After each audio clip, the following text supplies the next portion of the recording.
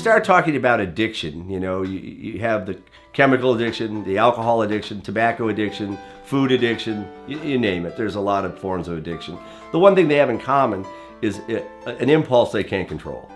And whether it's physiologically driven or psychological driven, the hardest part is getting the individual to slow down to understand what's driving them. They have competing schedules.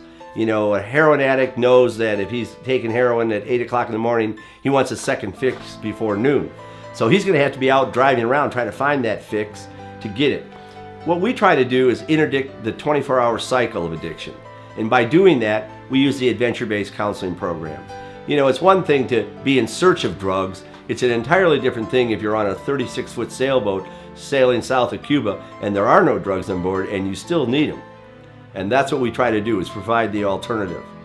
When most addiction cycles can be broken within 7 to 12 days, where you're not physically reacting to the substance.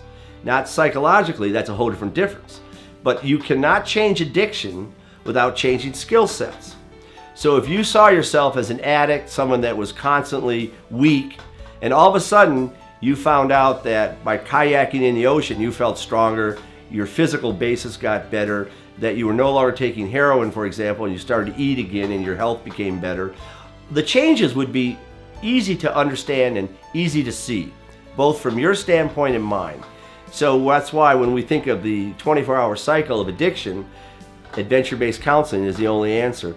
If you're not supervising that individual for 24 hours a day, 7 days a week, you're not going to change their behavior. And they know it, and we know it.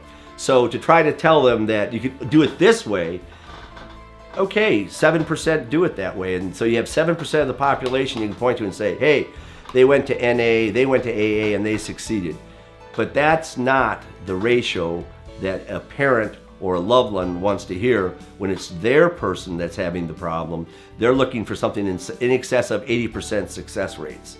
Anything less is marginal. And so when we looked at our history of our clinical programs and ran longitudinal studies for JCAH, the Joint Accreditation System, when I put my intensive program against my clinical program, and then I took my adventure-based counseling against my clinical program, the clinical program was seeing people 1 or 2 times a month for 45 to 50 minutes. My other 2 programs were seeing people hours per week, in some cases hours per day. And it wasn't a surprise factor when we looked at the success and the self-reporting from the clients of how they felt they were progressing through the program. They were certainly more optimistic after 1 week than they were the first day, and then they felt progressively better as the weeks continued because they had shown that they had some control over their life. And sometimes it was as simple as giving them a task to learn, like snorkeling in the Caribbean. If they've never been in the ocean before, they've heard fears of dogs, sharks, and all this stuff. And now they're actually doing it, but they're feeling relaxed. From our standpoint, there are lots of ways to get to the top. There are no shortcuts. We know the 50-minute hour doesn't work when it comes to interpersonal relationships. There's all kinds of research. The problem is the insurance companies are comfortable with it. And hey, therapists are comfortable with it. If you have 150 hours of therapy a month to do to make your nut, and somebody doesn't show up at 2 o'clock on Tuesday, you don't care. And if they don't care, it's not a big thing. You've only lost 1 out of maybe 150 clients. But in our company, where every client is individual and every course is individual, everybody that comes to us is our main focus, and our main level of success is how well that person does once they leave our office.